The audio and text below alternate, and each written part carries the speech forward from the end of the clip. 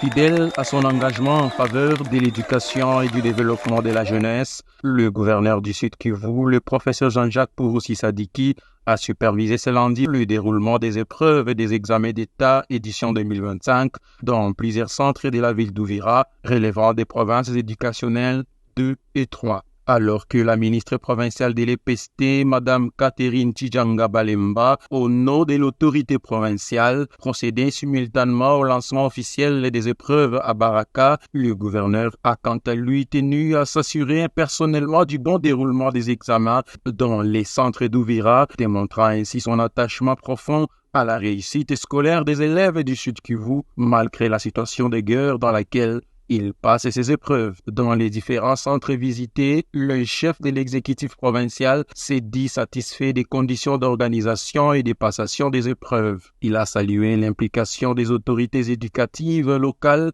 et a encouragé les finalistes à faire preuve de confiance en eux-mêmes, de rigueur et de détermination. La République démocratique du Congo, notre pays, donne la chance à tout le monde. Que vous veniez d'une famille pauvre et riche, vous avez la chance de réussir si vous travaillez beaucoup. Vous comprenez? Ceux qui réussissent dans la vie, c'est ceux qui comprennent que être comme vous autres ici, c'est une grande opportunité. Et c'est un grand plaisir pour moi d'être là. Le fait de lancer ces examens d'État, cette session ordinaire des examens d'État pour 2025 montre encore une fois la volonté et la détermination du président de la République à faire de l'éducation une stratégie de résistance contre l'ennemi. Aujourd'hui, nous sommes ravis, nous sommes très fiers du fait que ces examens d'État que nous venons de lancer en province du Sud Kivu montrent clairement la volonté et la détermination de la population du Sud Kivu, du peuple congolais en général, à résister contre l'ennemi. Et ici, nous félicitons les FARDC, les Wazalendo et nos frères burundais qui sont en train de nous aider sur différentes lignes de front pour résister contre l'ennemi.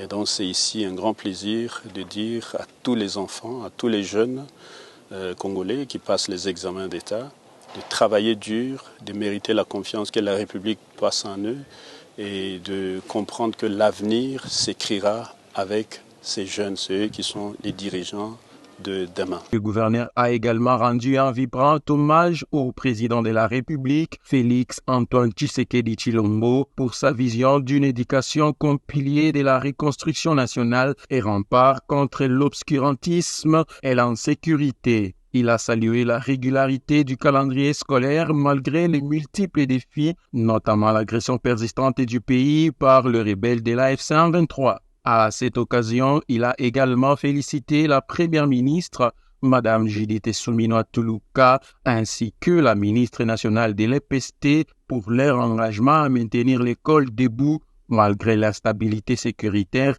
et économique. Notons que dans les provinces éducationnelles 2 et 3, c'est 123 477 candidats, dont 9 531 filles, qui prennent part aux examens d'État 2025. Un chiffre qui traduit non seulement l'ampleur du système éducatif dans cette partie du pays, mais également la volonté des familles à continuer à investir dans l'avenir de leurs enfants malgré les turbulences.